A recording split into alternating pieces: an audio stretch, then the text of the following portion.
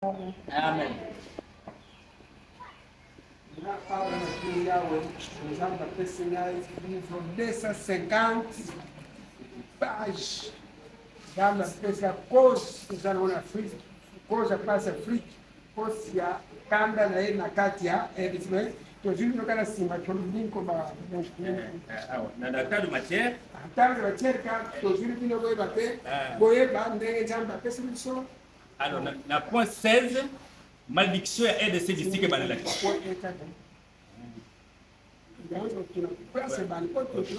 Ok, de 16 ici. RDC district banalaki. Après, toye le point 17, mais Kama pesa ngai pue ma dio so res pesa mandra kitabu wa chere azuko kwa.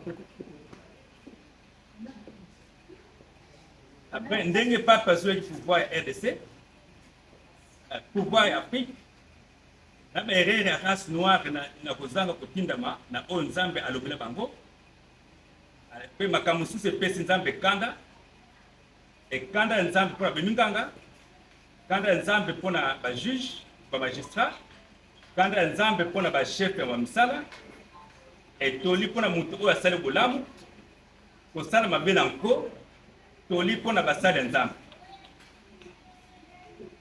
Lokani Amen. o ndambo ko zume bana e ya bana da disara so bana e po to loko su kompana. Alors o ndambo na shi ya makambo oyo ba ta de matière kama ba de matanga no ngale na tuni nzambe ndenge alobeli ngai makambo na kanilo 250 pages. Nini nzambe sirika RDC, nini sirika Afrique, nini pasiri ba minganga ba provoquer problème. Ba avocat peut pas provoquer problème. Ba maître peut pas provoquer problème. Ba kamubele eza asili kivu nord kivu nini esali ba kufu.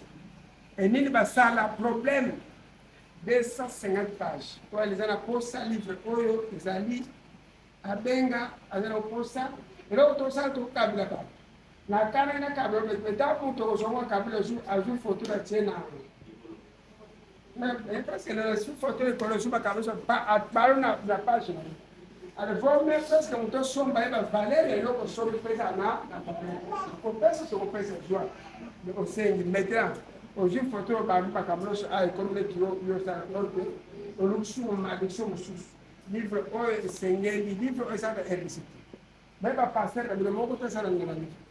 La chose c'est un livre pour la personne depuis 2018. 2018 ti lelo apesi livre kanda ndenge asilikila RDC. Nzamba afali sele ay boyeba nano problème azwa bino yango nde makambo pesi boyeba nano bosala nini mpe bokosala nini awa nini mpe bokosala ezala kate livre nini asilikila Afrique guerre Nigeria apesi badeta à chaque pays nini nasilile pays tele ezala commune pays tele ezala pauvreté cause pauvreté apesi balivre oyo ezali livre RDC, livre Sala. Mais Afrique pesani, livre Afrique ezali, livre chaque pays ezali. Les autres ans RDC c'est livre tanga le livre 205 pages. Mais mon conjoint ko telema akozwango atanga papa livre so to so makambo za te botel masala na tele mais pas mais kine lelo boko ko bénéficier ko tenzamba sele ko a ko bla amos na zamba amos na kadu na ba ko mama kamoyo depuis 2018 na yo komo ti lelo na sisi ko komoza le livre pour ya poso pour ya biba ya poso pe esali alba livre o esengeli ko kota mota ko senga to peso to tindo me tudo esali mais só que sengo somos peso da família o tangi ko pasi mo tango pasi na poti e sa o tanga livre kuno ko so evito sanga to sala ni Quando acabamos de falar, eu sala ni. Una molimo kita posita, o el señor ni. Alors, nzamba na posa ka on el sende na kambu ko. Kaba de na che ko tan awa ndambo ka tan libino, mais a ni efes que tu na na che dessa 5 pages, essa na kambu. Nzamba shuna bino asal sabino livre je texte. Mais livre que me fait des photos, muito bonito, para mamãe, oui, só para ela.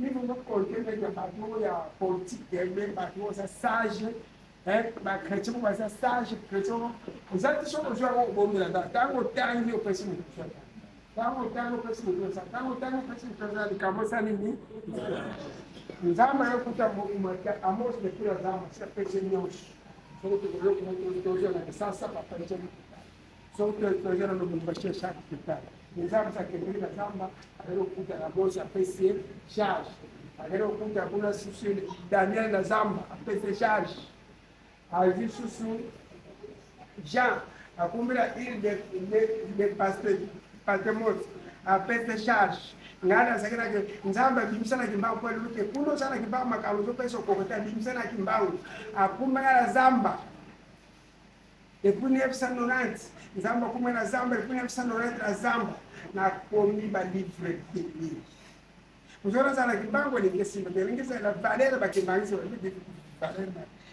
valeur ya mulimo te lelo ba livre de so kusenga kuna kesho moni au milieu pour éviter la livre après dans la pause la belle la numéro 089 65 86 88 3 donc la peste numéro pour la bonne peste la bonne par donc on a